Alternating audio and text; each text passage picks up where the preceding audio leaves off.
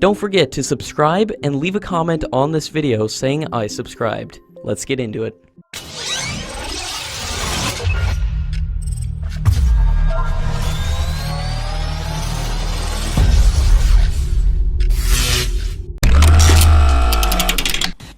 According to latest reports, India's External Affairs Minister have spoken to her US counterpart Mike Pompeo about the flexibility in American sanctions on Iranian oil imports, as making immediate arrangements for 23.5 million tons from an alternative source was not possible, but the US diplomat did not make any commitment, and told that the matter was no longer handled at his level, as a decision had been made by the US administration to strictly enforce the sanctions. According to latest reports, the Indian Army is in the process of procuring a long-range variant of the Spike system, which is different from the systems that were tested and shortlisted as part of the earlier $500 million procurement with technology transfer.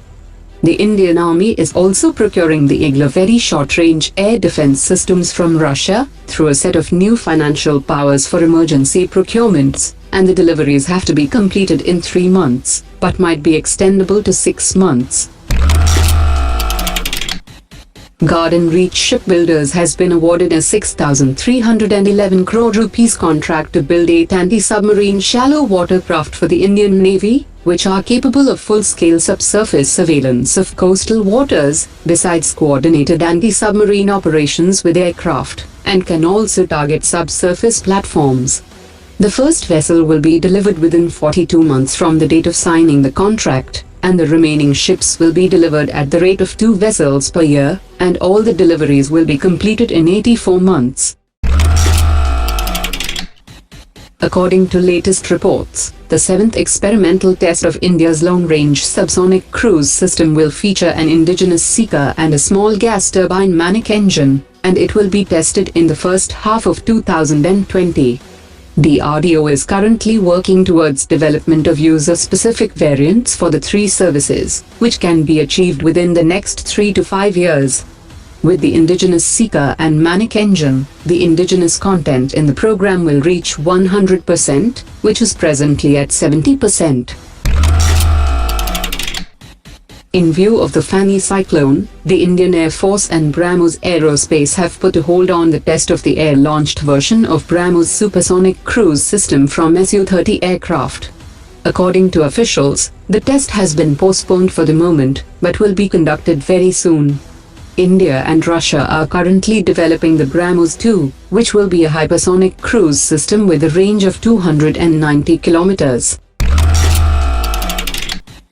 According to latest reports, the development of DRDO's smart anti-airfield system can be completed by 2020. It has been under development for the last 4 years, and has completed a total of 8 tests. It is designed to be used against reinforced ground targets such as runways and aircraft hangars, and it would also send back images of the target for assessment, as proof of the operation.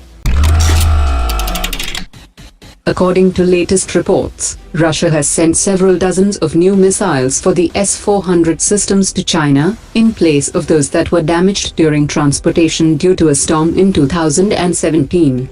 Rostock had confirmed in February 2019 that the first batch was sent to China at the end of 2017 on 3 ships, and one of which got into a storm in the English Channel and had to return to the port with damaged systems. General Charles Brown Jr., the U.S. Air Force commander for the Indo-Pacific region, has said that the Indo-US agreement to share highly sensitive information will help to grow military ties, and the different origins of the aircraft of the 2 countries were not a barrier for working together. He also added that the COMCASA agreement has allowed to increase information sharing, particularly on some of the aircraft, and the defense cooperation between the 2 countries is on a positive trend, and is going to grow in the future. According to latest reports, the government has sold enemy properties worth 1,874 crore rupees in April 2019, which refers to the assets left behind by people who migrated to Pakistan or China, and it seeks to fast-track the sale process of such assets to meet the 90,000 crore rupees disinvestment target for the current fiscal year. The Indian Defence Minister held a bilateral meeting with her Chinese counterpart on the sidelines of the Shanghai Cooperation Organization Defence Ministers meet in Kyrgyzstan, and the two sides discussed regional and bilateral security issues during the meeting, and she is also scheduled to attend the SCO's ministerial meeting